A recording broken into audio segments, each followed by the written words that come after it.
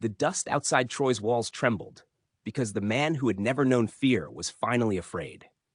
Hector stood alone on the plain, the Scaean gate behind him, the sea of enemies before him.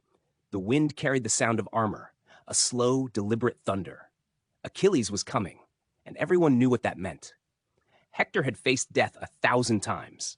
He had driven back armies. He had shattered heroes.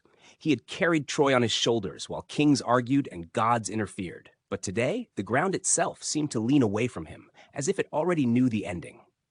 Inside the city walls, Andromache clutched their son, her voice breaking as she begged Hector not to go.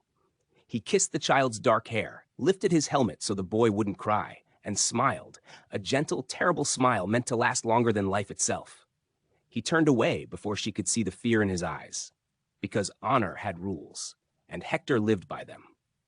Achilles appeared like a living storm, armor blazing, rage sharpened by the death of Patroclus. This was no duel for glory. This was a hunt. 3 times Hector ran, his breath tearing his chest apart, circling the walls of Troy as gods watched in silence. Each step was a question. Could fate be outrun? Then came the turning point. Athena's whisper, disguised, deceptive, gave Hector false courage. He stopped. He turned. He planted his feet in the dust and raised his spear. Steel met steel. The clash rang across the plain. Hector struck first, a clean, powerful blow, only to see his spear shatter uselessly against Achilles' shield. In that instant, Hector understood. The gods had already chosen. Achilles' spear flew. It found the gap in Hector's armor, the one place left unguarded. Hector fell, the breath crushed from his lungs, the sky tilting above him. The noise of battle faded. There was only the sound of his own heartbeat, slowing. He looked up at Achilles, not with hatred, but with clarity. "Give my body back to my family," Hector said. "Let them bury me." Achilles said nothing.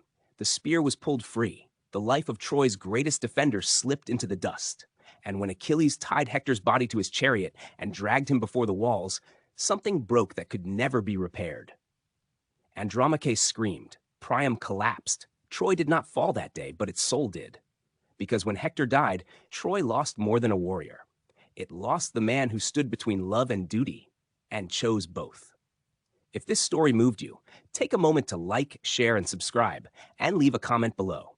Your support helps keep these ancient stories alive.